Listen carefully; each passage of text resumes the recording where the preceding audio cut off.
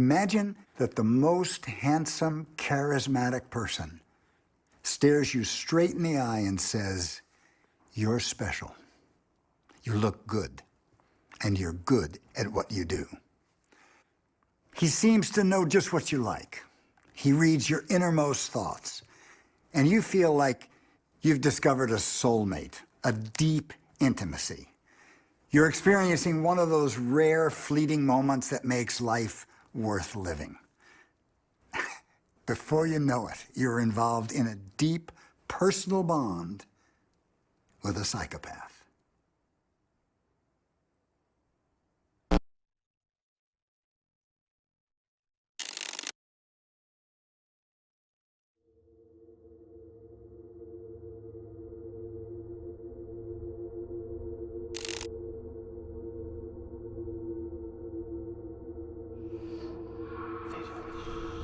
What are psychopaths? Do you know any? Personally?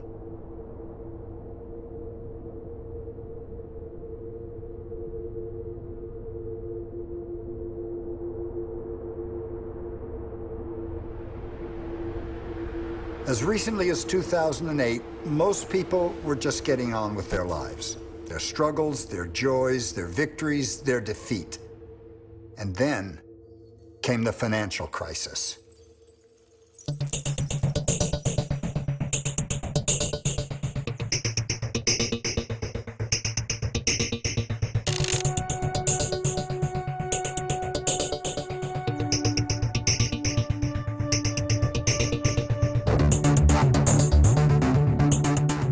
What shocked everybody is how it all happened so fast. Bang!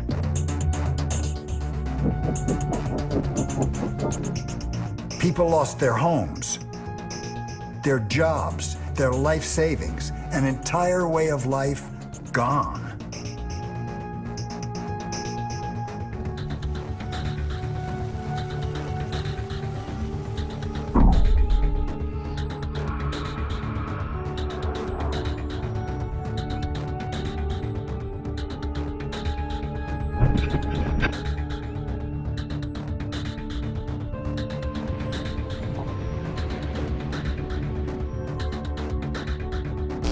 The only thing we can say with certainty is that this is not the first time we've screwed up. As a matter of fact, we're getting better at it.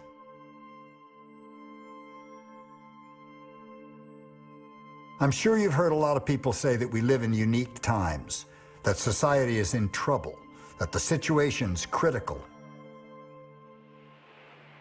The ancient Chinese said, "A fish stinks from the head." But is that true? Is the answer really so simple?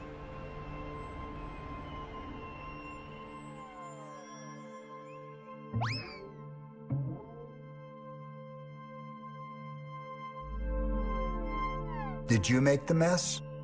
I didn't. So who did?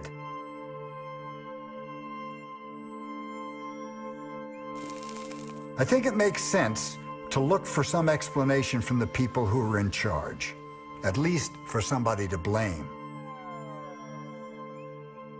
At first glance, it does appear that the world's elites, politicians, bankers, business leaders, have all, once again, completely failed in their given roles.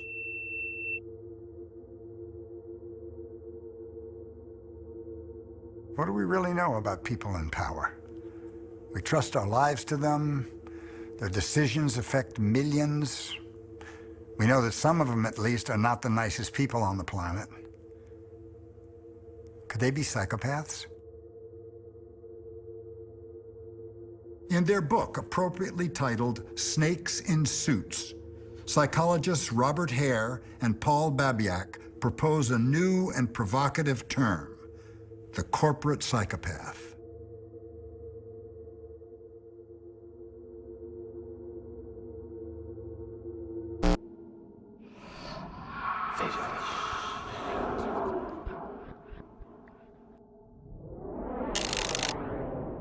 Psychopath means crazy. Crazy. Crazy person?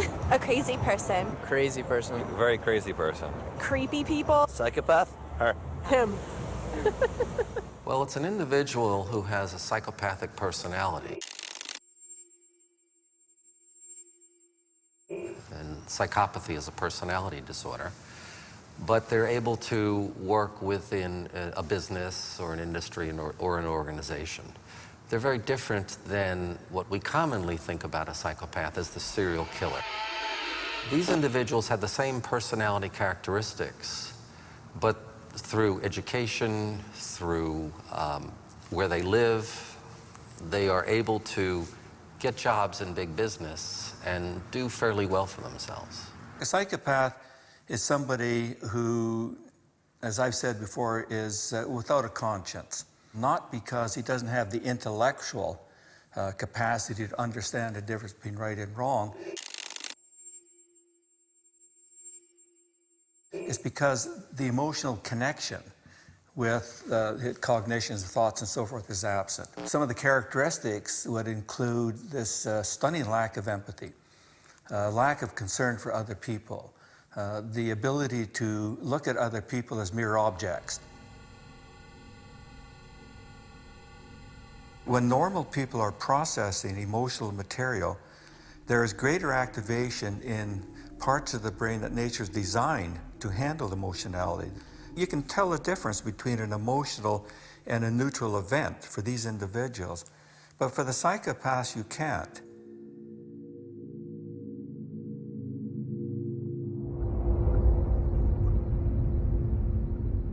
It looks like parts of limbic region, emotional brain, hippocampus, amygdala, don't function the same in psychopaths as they do in other people. These are individuals who are extremely egotistical, self-centered, lacking remorse for what they have done, knowing exactly what they're doing, and what they're doing is manipulating and deceiving other people for their own ends.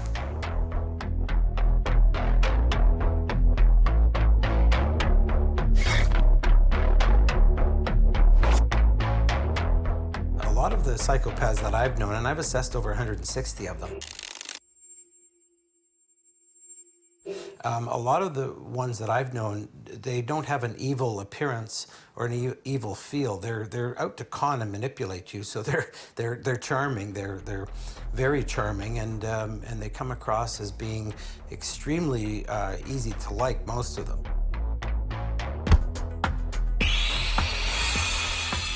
What you see in the movie is the dark side of the personality. What you see when you actually interact with them is the mask that they're presenting, with only a glimmer here and there of the dark side. And so if we learn from headlines in movies that psychopaths have this dark side, and we go out looking for it, we're not going to see it.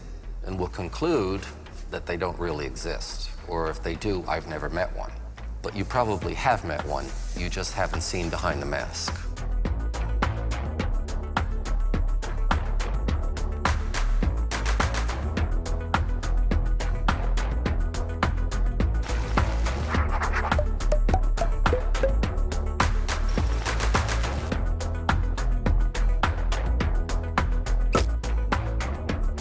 Fundamental mistake that most people make, and this includes not only the general public, but people like law enforcement officers who are trying to interrogate somebody, is the belief, the feeling that everybody else thinks and feels the way we do.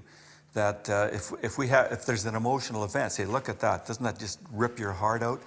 And you expect everybody to get the same reaction, but the psychopath is looking at it, and for him it's a non-emotional event.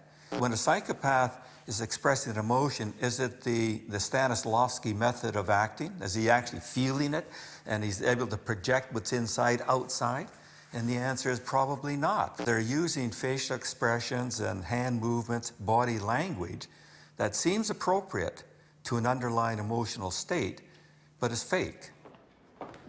I consulted on a movie with Nicole Kidman called Malice, and she wanted me to go down to Hollywood to help her portray what appeared to be a sweet, loving woman, but who's really a psychopath.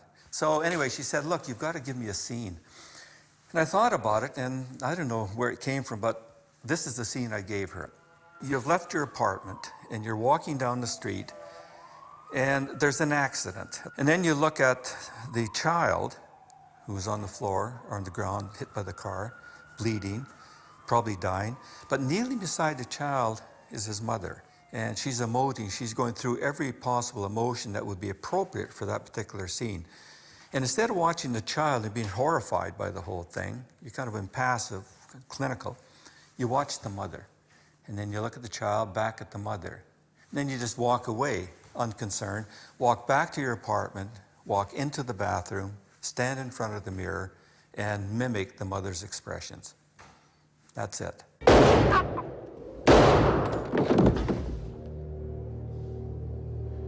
The psychopath has learned that there are certain facial expressions, forms of body language that are associated with what other people say is a particular emotion. Okay, I get psychopath. What's a sociopath?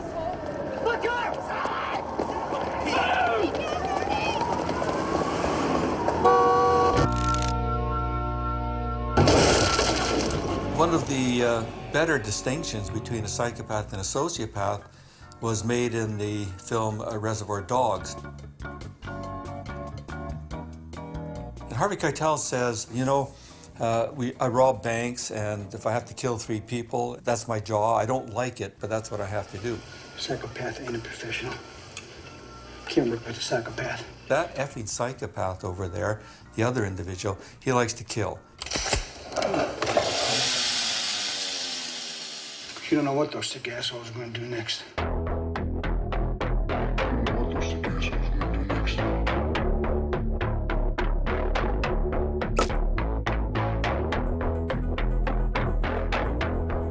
What we call the snake in suit, the white collar individual will get their needs met through more of the con manipulation or maybe the hardball attitude, right? Whereas they may not resort to violence like some of the people that I've dealt with that are incarcerated. But when I interview people with the psychopathy checklist, I will often take something out of my pocket and put it on the table, and I'll say, this is the most important thing for you right now. This is what you want the most. And I'll put it on the table, and the offender will be sitting over next to me, and we're doing this assessment, and I'll say, now, how are you going to get that? And with the psychopath, typically I will see the person sit back, and we call that duping delight.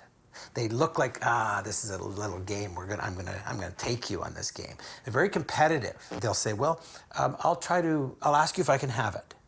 And I'll say, no, you can't have it. Well, I'll try to buy it off you, and I'll pick it up at that point, because I know they're gonna grab it off the table if I don't. And I'll say, it's not for sale.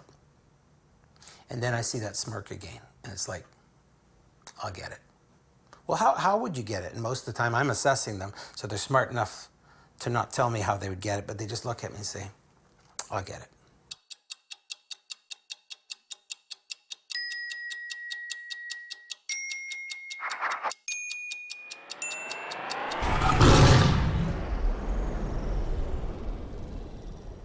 If we take 1% as a working number for prevalence of psychopathy in the general population, we could always argue that this is such a small number, why even bother? The problem is that these people move around a lot. They're always looking for victims, and they find them. So they go to the watering holes, to the feeding grounds, they go where the action is.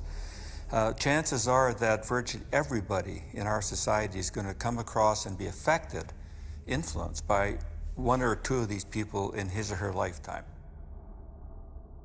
Doesn't sound like a big number until you think that that's 1 in 100 people. In the average movie theater, when you go to see a movie, you're sitting in a room with 100 to 200 people. So it's quite possible for you on any given day to bump into somebody who has a psychopathic personality.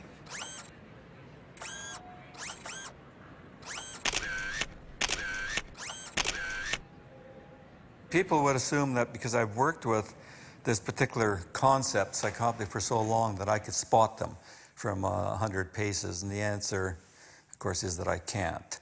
I'm no better at it than most people. You cannot determine to what extent somebody might be psychopathic simply by looking at them, even talking with this person for 5, 10, or 15, or 20 minutes. Sometimes it may even take 6 months or a year. And the problem is that we continue, as a species, we're sort of programmed to do this, we continue to evaluate people the way they appear to us.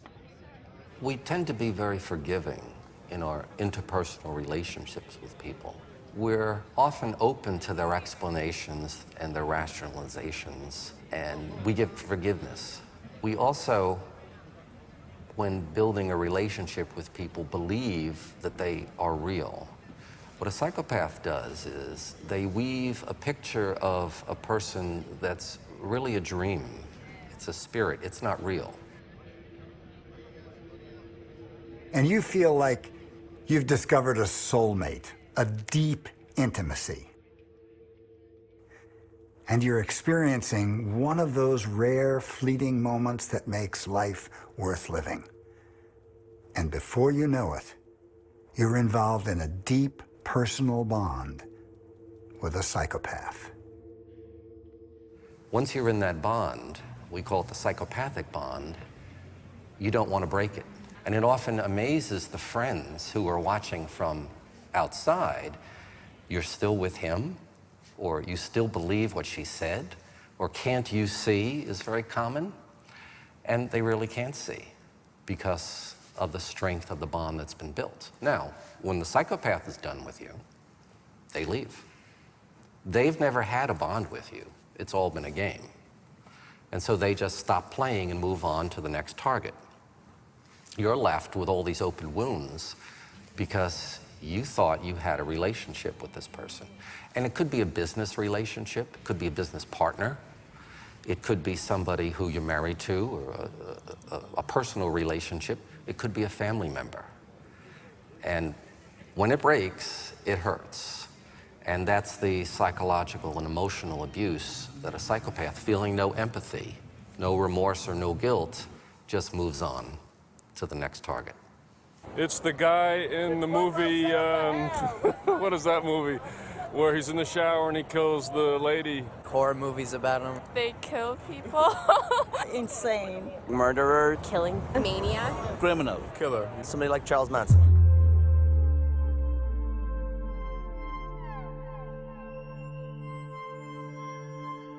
For many years, it's been thought that the psychopath leads a terrible life, that they're not successful. The downward spiral was often mentioned in textbooks. But now we know it's quite different for many psychopaths. And maybe it's because they have greater access to education. Every psychopath that I've met has had a college degree and a couple have had PhDs. So there's greater education. There's the ability to look corporate, to look like a business person, as opposed to what one thinks of as a serial killer. And somebody with a psychopath can put on the costume, talk the language, and have the certificate on the wall, and easily convince somebody who owns an organization or is hiring for an organization that they are the ideal employee. Over the years, we've coined the term corporate psychopath to describe this particular individual. They share the same personality disorder, but we want to make them somewhat distinct so that people don't confuse the serial killer with the corporate psychopath.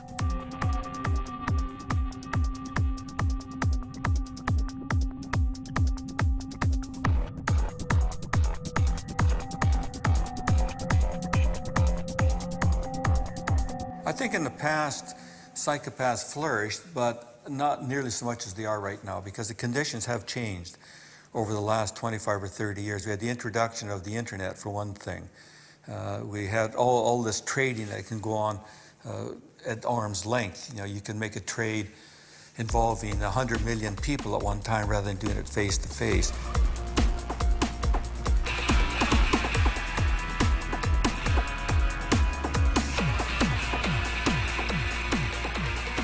We have the collapses in the financial world, starting in the United States and other parts of the world now. You say, well, it was economic conditions. Well, I'm not an economist, so I don't know what had happened. But like everybody else, when I read through this stuff, I say, hold it, there are a lot of decisions made by individuals along these lines, and who are these individuals?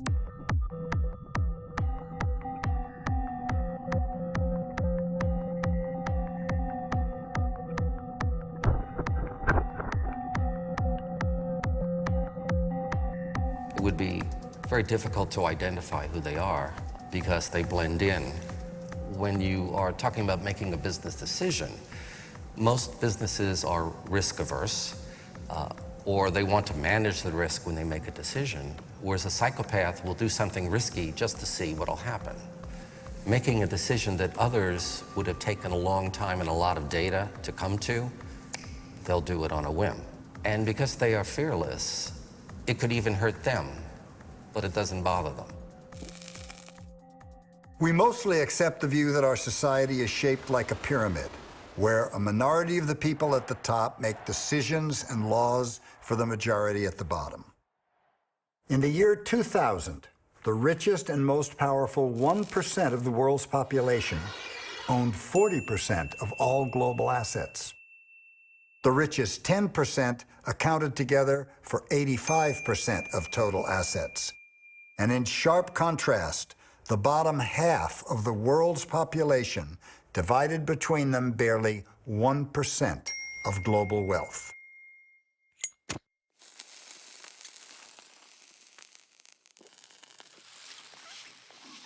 Now, it's not surprising when you remember the game of Monopoly.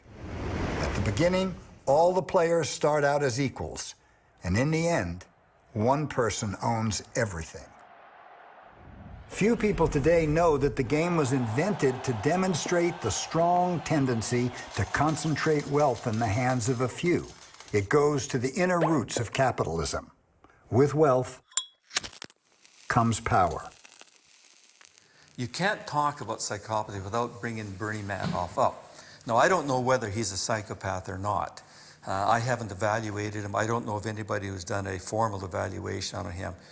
But anybody who can destroy the lives of tens of thousands of people, including close relatives and friends, is not your normal, loving kind of guy.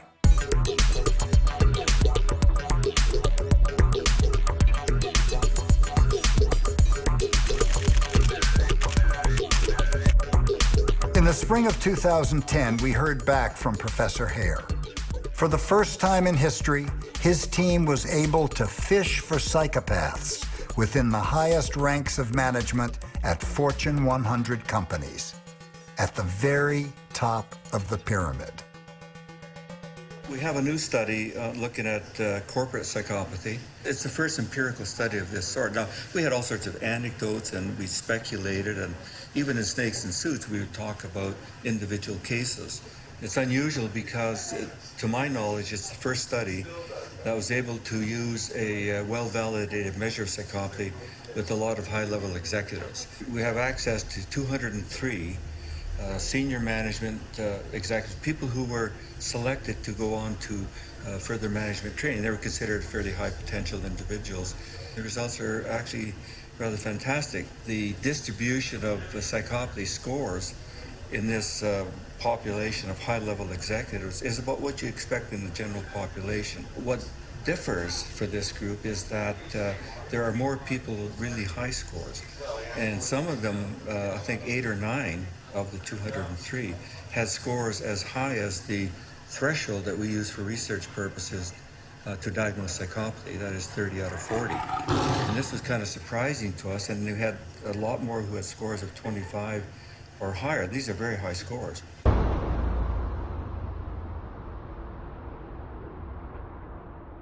Here we had people who had very high scores in psychopathy, very psychopathic, and yet were seen as good employees, high potential executives, and whose performance was exceedingly bad, and yet they were still rising up to the top. We had several people who were vice presidents of their corporations. We had others who were directors and supervisors, high-ranking positions, and yet they had all the characteristics and qualities that should actually doom them to fail.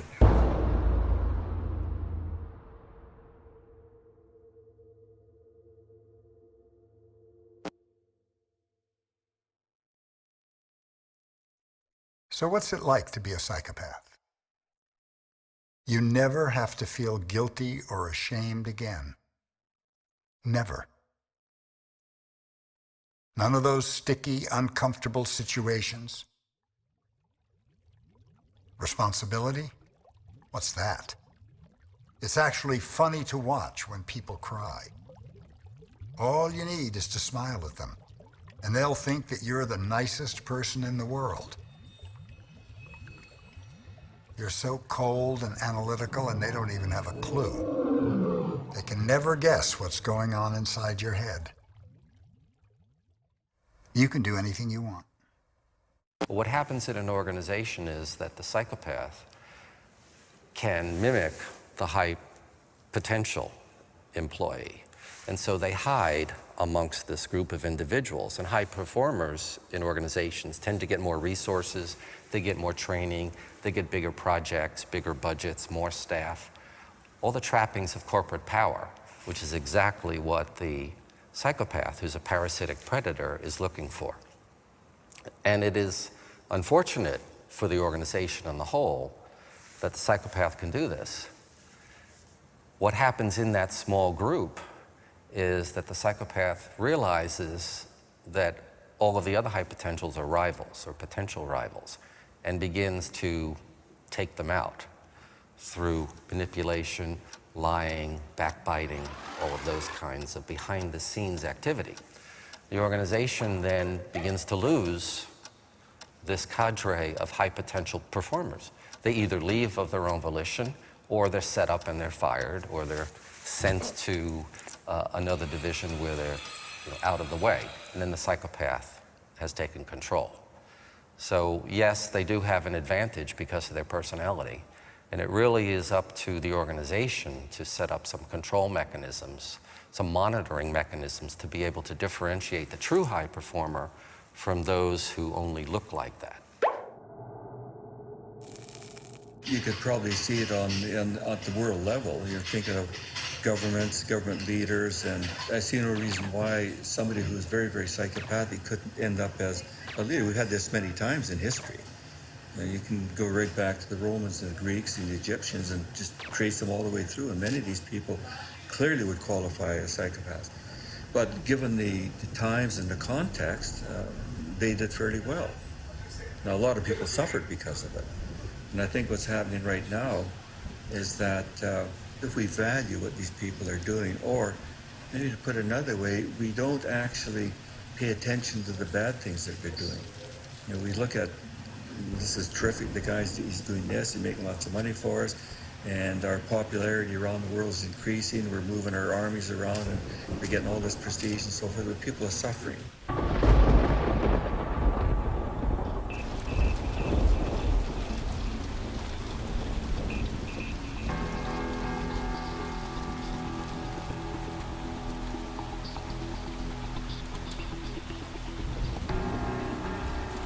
Okay, so what you already subconsciously knew has been proven, that the world, to some degree or another, is run by psychopaths. So what do we do with that? We go after them? We take them down? How? And is that really the problem? Are they the fishhead?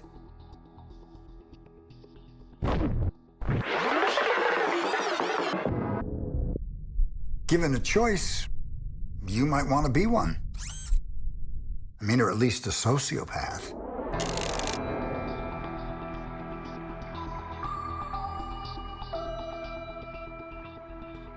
Now, it turns out there's a really easy way to do that. And millions of people around the world have already taken a bold step in that direction. The connection may not be clear at first, but it will reveal itself. I was at a funeral of my mother, and really beloved woman. And I have a relative passing around Valium. I said, what is this? They said, oh, it's okay, it'll make you not be nervous or depressed. I said, I'm grieving, I want to be nervous, I want to be depressed. As my mother's dead, if what is the whole point? They say, well, no, but don't you want to just be calm? I said, no, you're missing the whole point. The point of the reason you're at a funeral is not only to show respect to the dead, but to grieve, to indicate to yourself how much you miss this person. And they couldn't even understand that message because their whole orientation has been so undercut, so brainwashed, if you will, by the pharmaceutical messages, whenever there's a problem, there's a drug for it.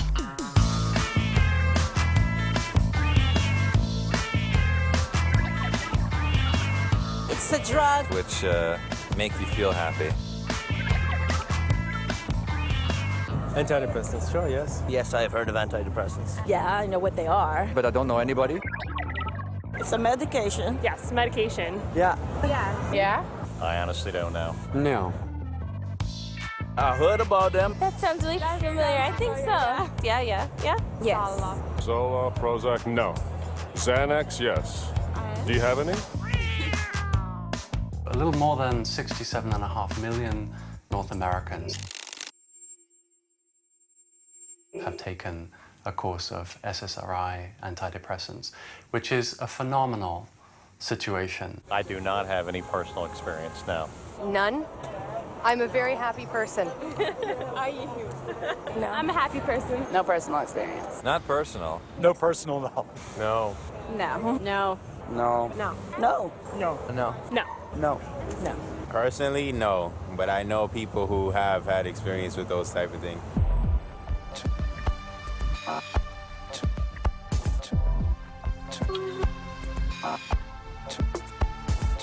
People have been demanding the medical industry make them feel better for centuries.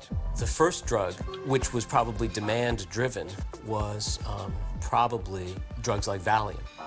If you take it under the right circumstances and in the right dosages,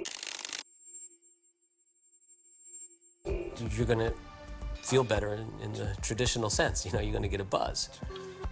And it was those drugs that really, before the antidepressants, were the blockbuster drugs. Huge numbers of these drugs were prescribed.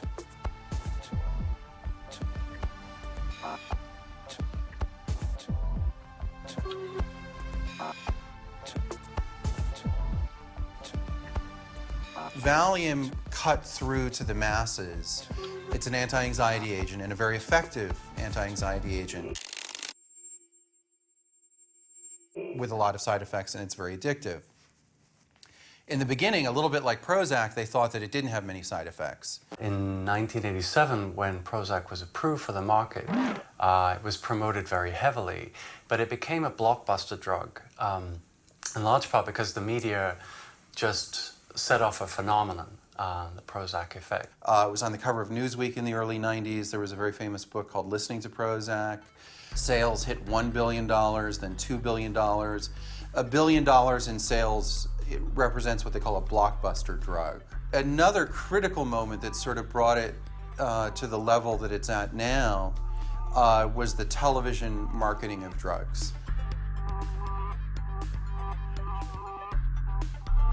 Television ads for drugs were illegal in the United States until the late 90s. And that brought Prozac and Paxil and Zoloft into people's living rooms sort of on a nightly basis. Everybody with a sort of passing anxiety or depression or seasonal affective disorder can be potentially medicated or potentially diagnosed. Sibling relational problem, which is, having problems with your brother or sister. And to me, that's not psychiatry, that's not dealing with mental illness. The concentration on schizophrenia, on major depression, on bipolar disorder has been, to a large degree, diverted to the everyday anxieties, but we've diagnosed them and medicated them in extraordinary fashion.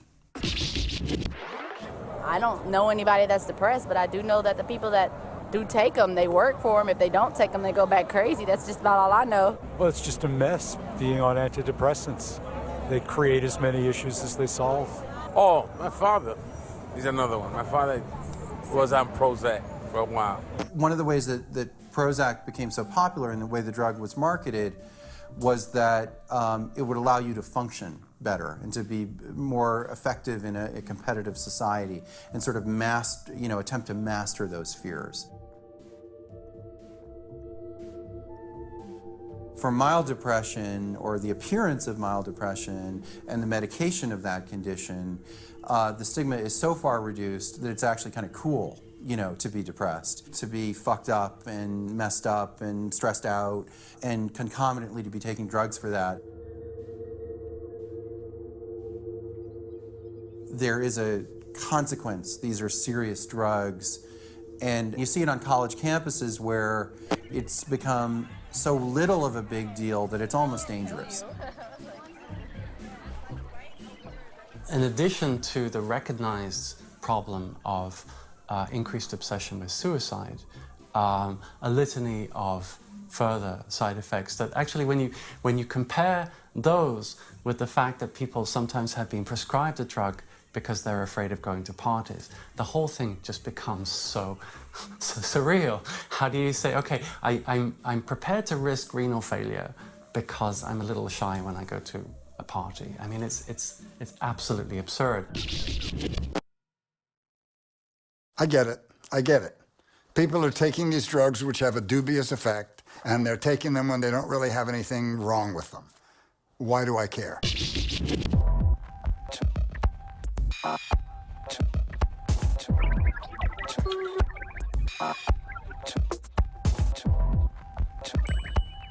The drugs that we take for depression now, the SSRIs, largely work by changing the metabolism of serotonin in the brain.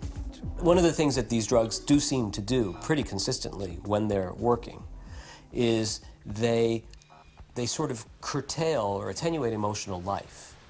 So many people describe how they're in situations when they've been on the drugs for a while where they know they should be getting angry or they know they should be sad, and they sort of are sad, but they're not feeling what they would expect to feel. I've written about how the drugs generally, for some people, sort of numb them out, and many people have written about how, our normal affect, which is mood, will go up and down. And many, many people have written about how that range becomes much more, the highs get topped off and the lows get bottomed out with Prozac and similar drugs. And I've seen, definitely a narrowing of that emotional range and an associated indifference to the larger world. I think that it's possible to say that without that access, without the access to those depths of feeling, it's very difficult to develop empathy of the kind that really affects behavior.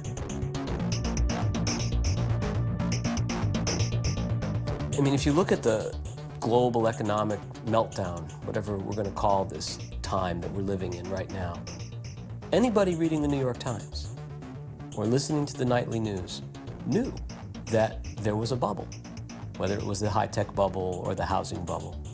They knew it was happening in broad daylight. So what allows people to stand back and watch that happen? It's interesting to see this. And then if you add to that the fact that the particular nature of these bubbles is that it's all form and no content. It's all ambition, it's unbridled speculation, and it's fueled by what? By confidence. If you go and you look at what people experience when they take these drugs, what they experience when they take these drugs is an upsurge in feelings of well-being, confidence, resilience, the ability to sort of take what comes and not let it lay you low. And I think that it's possible to assemble a picture where it at least bears investigation what these two phenomena have to do with each other.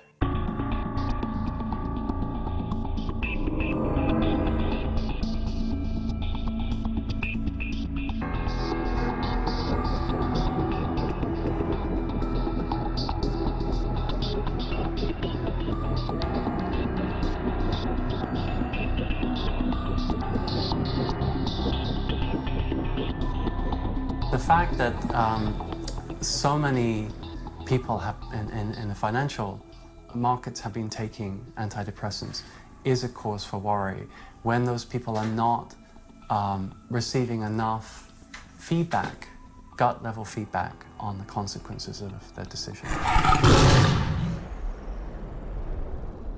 Speaking personally, because I've taken the drugs, fear seemed farther away. It seemed like coming from a different place. What I described is something that bothered me before the drugs, before Prozac, that felt like a steak knife if it was on my cheek, felt like a butter knife. And so the sharper things in the world went from steak knives to butter knives. The issue of emotional blunting that is widely known to be a side effect from SSRI antidepressants becomes very worrying in those contexts because those people need to feel a certain amount of feedback, as it were, perceptually with their actions. It's one thing to know it cognitively, in theory. It's another to feel it viscerally. I am trading billions of dollars with this transaction. Is it wise? Is it cautious? Have I correctly interpreted everything? And the body, the mind needs that kind of feedback.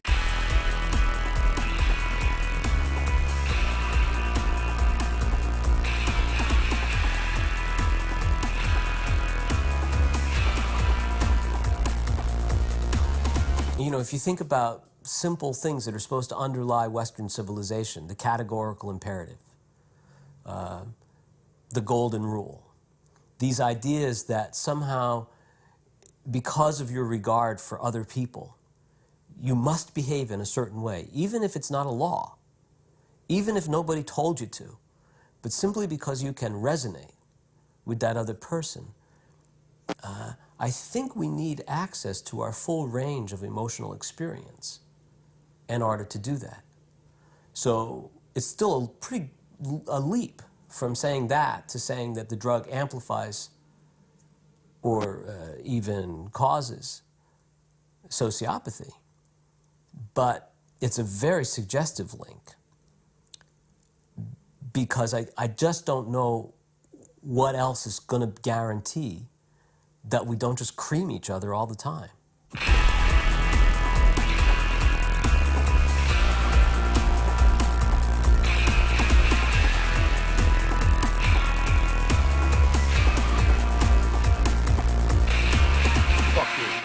Fuck you, fuck you, fuck dog. Fuck you, fuck you, man. Fuck, fucking, fuck, fuck, fucking, fuck, fucking, fuck, fuck, fuck, fuck, fucking, fuck, fucking, fuck, fuck, fuck, fuck, fuck. Okay, let's go back to the beginning. It's tempting to want to stop here and say that the problem, the ultimate fishhead, is psychopaths and people taking happy pills to deal with psychopathic conditions. But that's sidestepping the main issue, which is why are we, the rest of us, not doing anything about it? So what's the connection between psychopaths and happy pills? Empathy.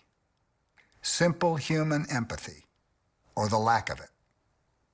Psychopaths don't have it, and happy pills kill it.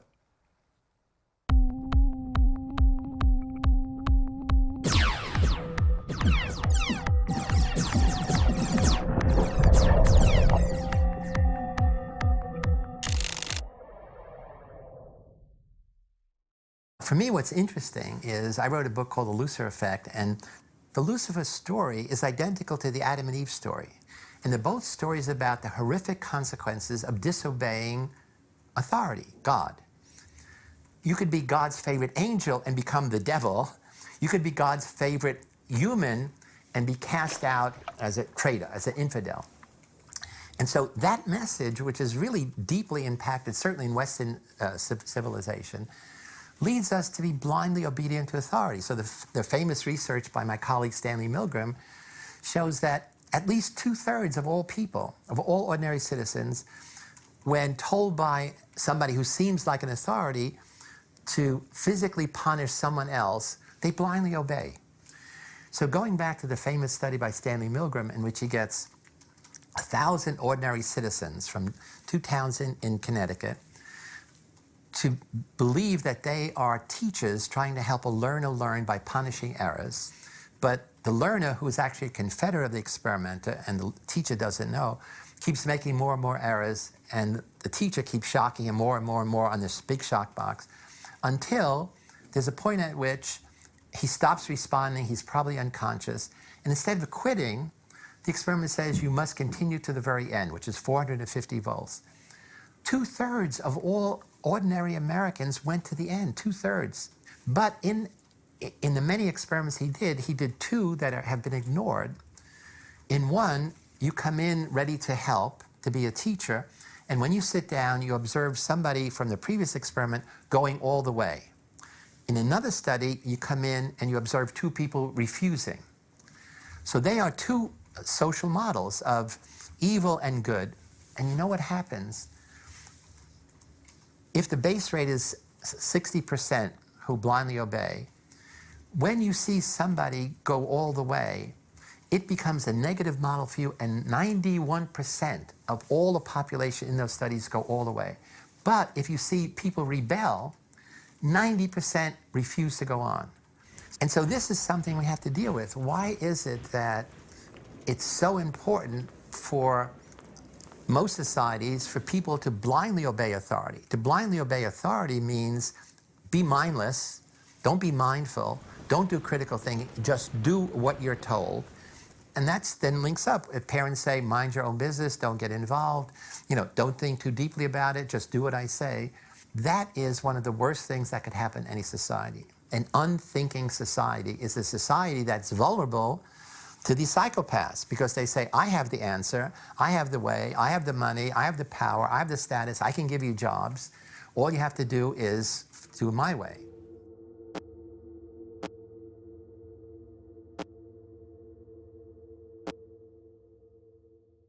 Long before the corporate psychopaths, there was Hitler and Stalin and the others, and those totalitarian dictators had the same message.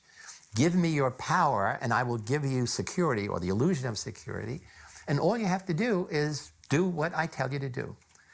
Many people are willing to give up freedom because it has associated responsibility for the illusion of security. For somebody to say, okay, you're a good boy, you're a good child. Now go play in the corner and don't bother the grown-ups.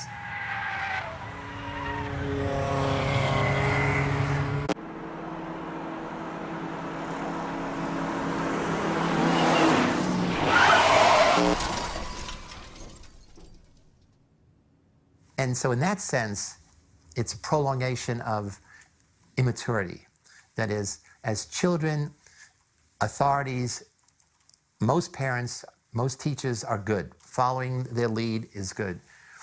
But nobody teaches us to make the distinction between just authority that deserves our respect and unjust authority that deserves defiance. And that's a big problem because as you grow older, then here are these psychopaths, political, religious, organizational, industrial, who put on the same mask and say, follow me. And you say, okay, without thinking why, where, when, and how.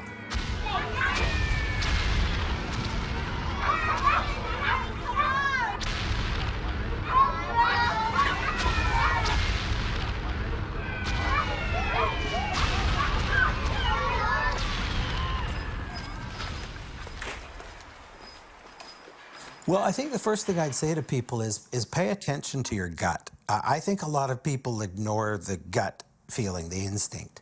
And you've got instinct, and you should pay attention to it. I think, human beings are maybe the only animal species that will ignore that gut instinct.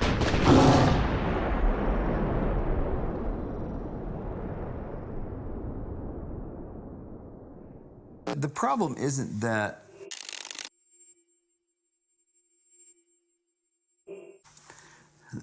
our leaders or our corporate managers are sociopaths, though some of them are, nor is it that the world is run by dark, shadowy figures that are malignant in their intention. I know these people, they're not that. But the organizations themselves and the systems are sociopathic. You can't expect them to have a conscience. You can't expect them to have a heart. You have to live within their nature. You can't regard nature itself as being evil. Nature doesn't have a valence. What does have a valence is the human heart and what it can express itself around through widening the circle of empathy.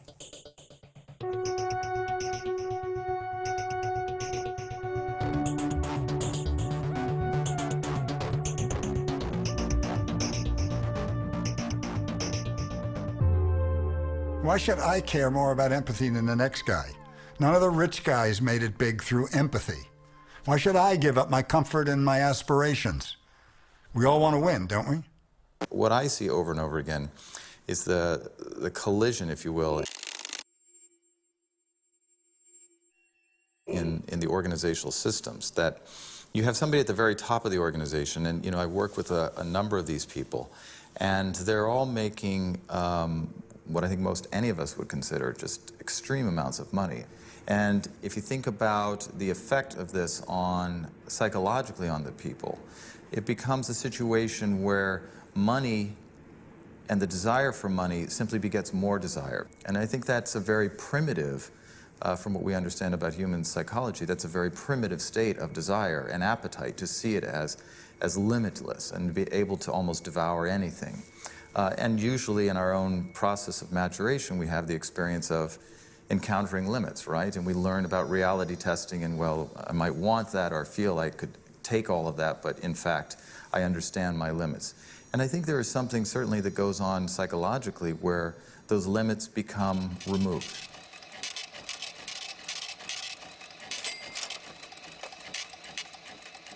These are crazy times, and people are crazy within them, and institutions are crazy within them, and this is how it will be as we try to adjust to the idea that everything we know is wrong.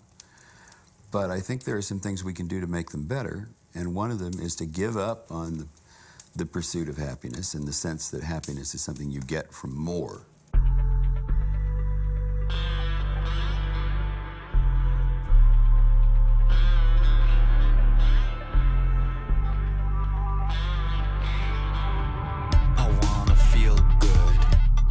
Consumer culture rests on dissatisfaction. When we long for something, our notion of that is that unless we can get it, we're never going to be happy.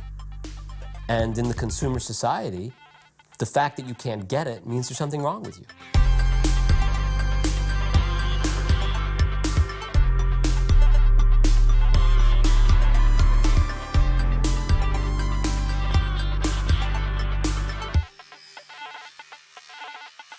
For me, one of the problems is when you talk about good and evil, villains and heroes, it's really a sharp distinction. But really, there's a gray line between them, that no one who does evil ever thinks what they're doing is evil. Evil, there's a slippery slope, that we know evil begins with a small first step, signing a petition. In the Milgram experiments, is pressing a 15-volt switch that the person hardly feels. It's telling a racist joke, which doesn't seem so bad. But once you do that, once you cross the line between good and evil, then it becomes easier and easier to take the next step, the next step, the next step, until finally what you're doing is now irrefutably evil.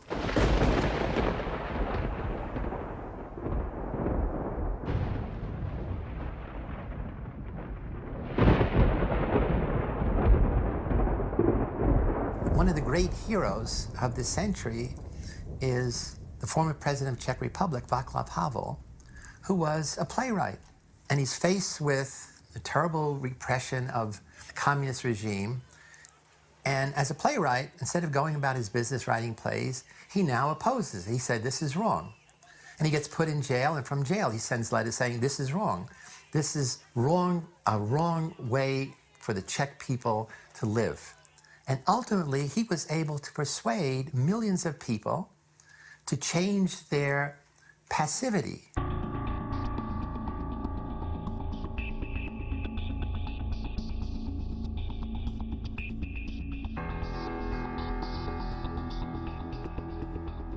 Každý z nás zná takový podivný pocit ušpiněnosti, zapatlanosti.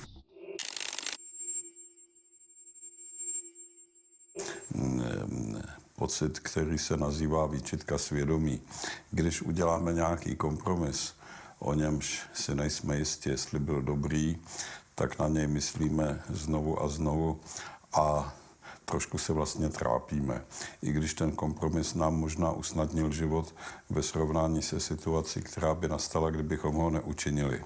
Ale já osobně u sebe pozoruji to, že když se zachovám statečně, je to vlastně ze zbabělosti, protože se bojím, že se dostaví ten pocit té zalepkanosti, že jsem něco udělal špatně, že jsem udělal nežádoucí kompromis, že jsem uhnul a naopak, když něco udělám, u čeho vím, že jsem to udělal správně, tak mám až takový pocit lehké euforie. Před letošním 21. srpnem jsem řekl, že ještě nenastal okamžik, kdy jde o vše a je třeba vložit do hry celé své srdce. Mám pocit, že takový okamžik nadešel dnes.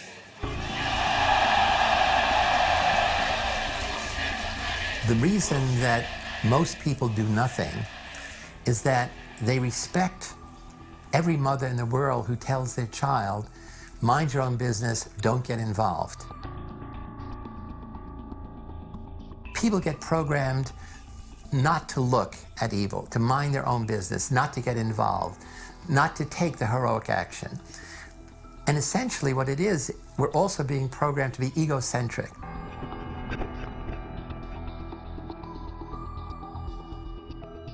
Here it is. We're being told that one way or another, we're all part of the fishead. Well, even if we accept that, I mean, what is there to do? It's so big, there's nothing we can do. And if we're all going down, we might as well take a few pleasures along the way. Or can we maybe turn it around? Is there hope? Maybe. And maybe the hope is the same as the reason that we're in this mess together. Because we are in it together.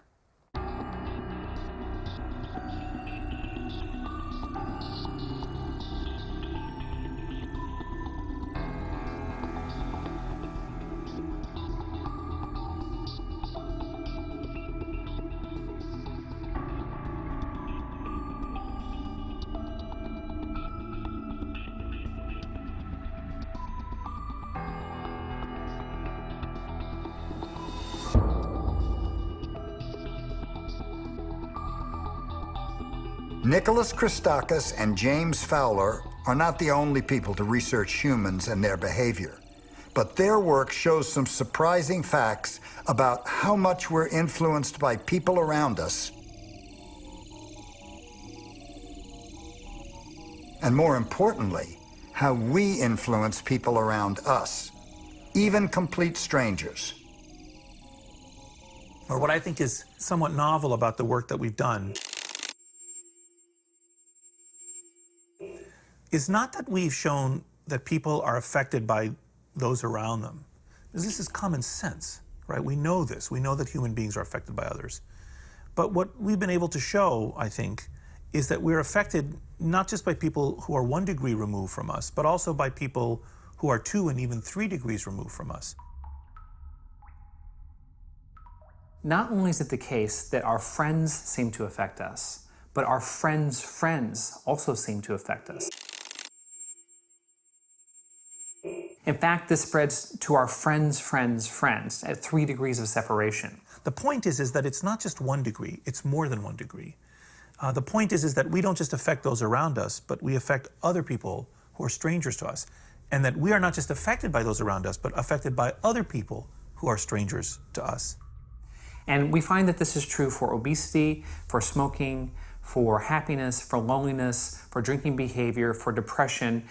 Everywhere we look, we find this 3 degrees of separation. You tend to affect your friends' friends' friends and no further. and your friends' friends' friends tend to affect you and no further. The human beings are assembled into these elaborate, complex, branching, lightning-like structures, where I'm connected to you and you to others and those others each to others, and you get this incredibly baroque, intricate, beautiful pattern of human social networks. And most people, when they hear social networks nowadays, they think about the online variety, which is a very recent phenomenon. You know, the last 5 or 10 years, we've been assembling ourselves into these online networks. But in reality, human beings have been assembling themselves into social networks for hundreds of thousands of years. Even though the results of their study have been verified, there are still those who remain unconvinced. Especially in countries like the United States, where individualism is so strong, I think a lot of people think that they're the captain of their own ship, that they're making these decisions independently. And I think what our research really shows is that we don't make these decisions in isolation. We do make the decisions, but we're strongly influenced by the people that we're surrounded by. And it doesn't end there. It's not like our friends are operating under some different physical rules. They operate under the same rules that we are, and they're connected to people that we're not. And so it makes sense that we would all be connected in this way. You know, it's like a herd of buffalo. If you're in the middle of that herd of buffalo and the buffaloes on the edge start turning to the left, that's eventually going to reach its way to you, and you're going to be turning to the left with the rest of the herd as well. A lot of people looking at the work that James and I have been publishing over the last years have said that in some sense, our work delivers a whack to free will. That what our work shows is that people are not as incapable of independent decision-making as they thought. In fact, even things so deeply personal as your emotional state, or who you vote for, or what your body size is, would appear to be influenced to a significant extent by those around you, even people you don't know.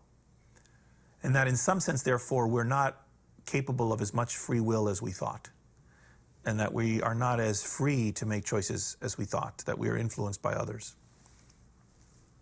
And that's true.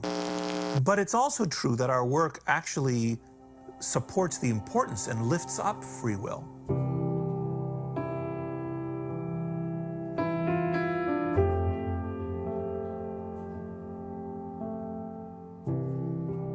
I believe that behavior is changed by having a social norm which says, this is the way we behave. This is the way it's acceptable. This is the way it's appropriate to behave.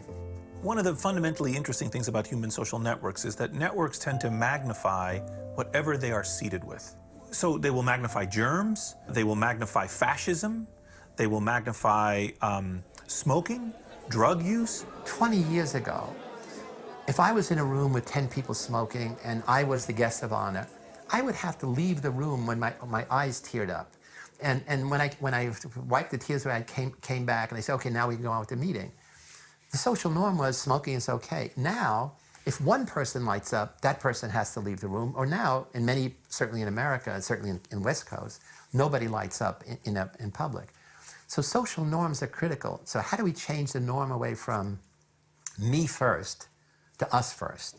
So by promoting the notion of ordinary heroes, everyday heroes, we give the world a new social norm to say, your task in the world is not to seek power for yourself, it's to seek power for other people.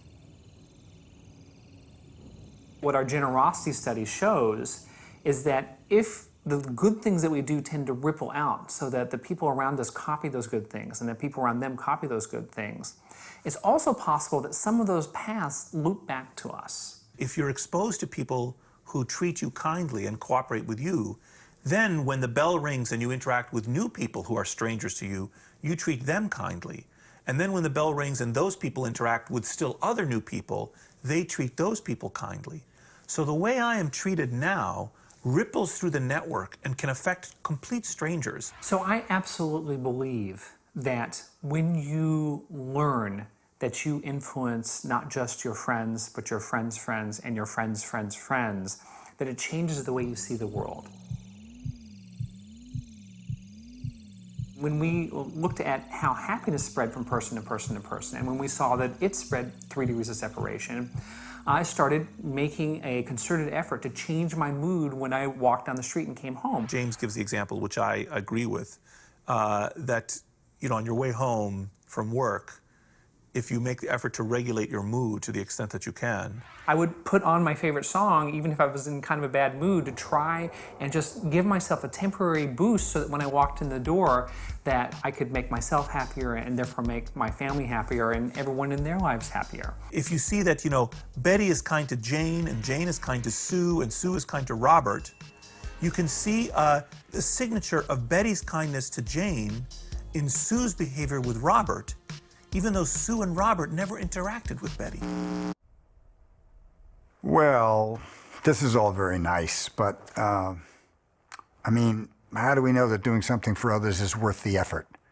Unless we're sure that it's going to pay off, we're probably not going to do it.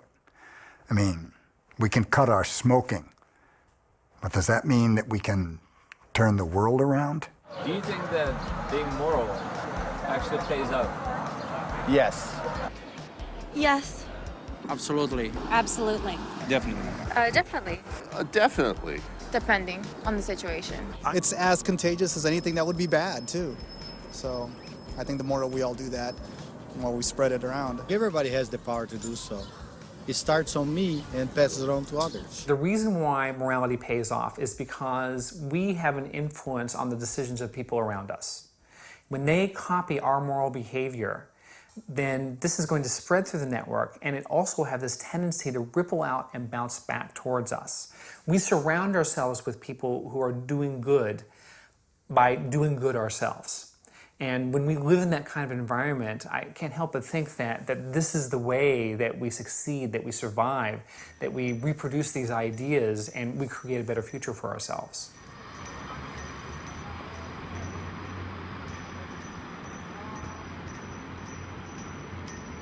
Já mám na to takový přirovnání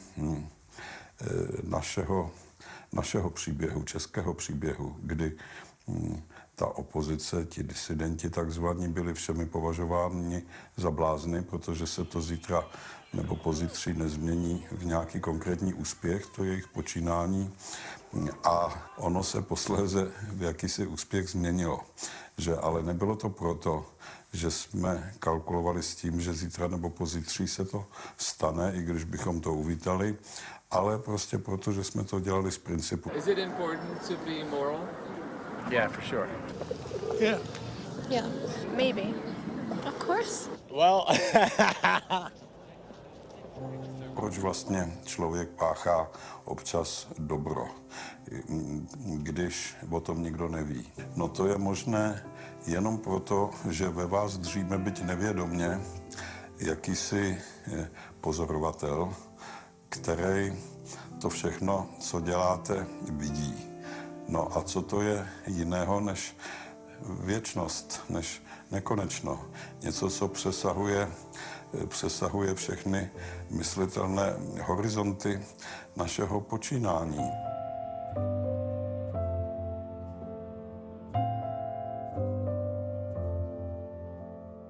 Do you feel motivated? Energized to do something? Maybe it's the piano music. If I could remind you, a few moments ago you briefly considered being a psychopath. It's okay. It's a surprising function of our brains that we can hold radically opposite views simultaneously. It's a natural part of our makeup. In times like these where there is this madness, it becomes really important to remember that what basically is going on in the world is how you are with the people immediately at hand and how you treat yourself and your children and the people directly around you. And yeah, there will be winds and weather and economic storms and social storms and political catastrophes and much that is incomprehensible. But what goes on, eye to eye, face to face, heart to heart, day to day, remains the same.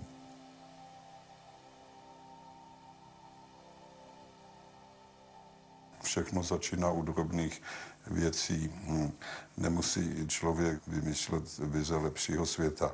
Stačí, když se v tom prostoru, v v němž se pohybuje, když se začne chovat slušněji, v souladu se svým svědomím, nikoliv tak, aby měl onen nepříjemný pocit upatlanosti, že a stačí, když to dělá v tom svém mikrosvětě a ono to může se šířit, rozrůstat jako epidemie a také nemusí, zůstane to navždy v tom jeho mikrosvětě.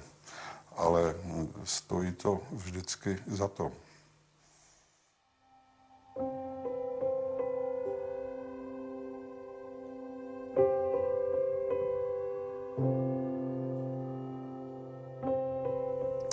If I was always violent towards you, or gave you deadly germs, or made you sad, or gave you misinformation, you would cut the ties to me and the network would disintegrate.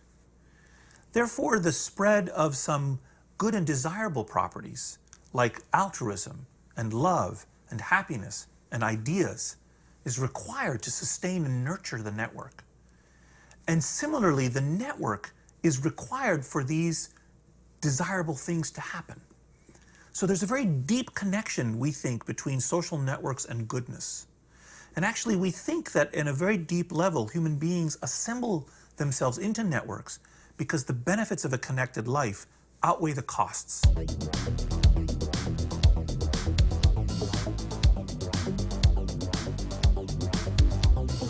I've been studying the human condition for more than 40 years, focusing primarily on what makes ordinary people get seduced into evil. But now I realize, and I'm aware that most ordinary people are really basically good. But they're good and passive. They're really not going to get seduced to evil, but they're not going to be willing to put in the energy to be a hero. And what we're trying to do is create a social movement in which we want to give voice to the silent heroes out there.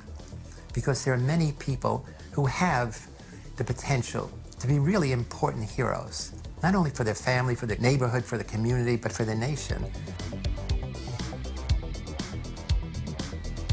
And so in the audience out there are many Vaclav Havels who are living in environments where there is injustice, where there are drug cartels, where there is corruption of various kinds, where there's bullying in almost every classroom. And it's our job to help amplify your silent voice. And it's your job to be willing to step across the line, to take action, to say, this is wrong.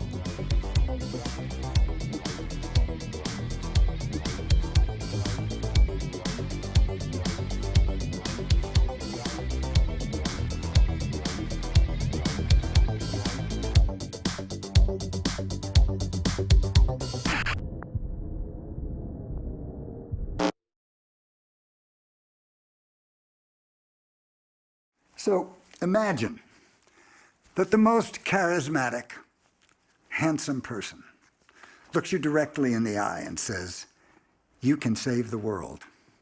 What would you do? We can deal with the fishhead if we remember that we're in this together. And we stop looking at the top of the pyramid where the celebrities and the leaders are, and we look side to side. The advantage of being in a herd is that when as few as 5 to 6% of the total population becomes aware of something, like danger, for instance, nearly everyone becomes aware.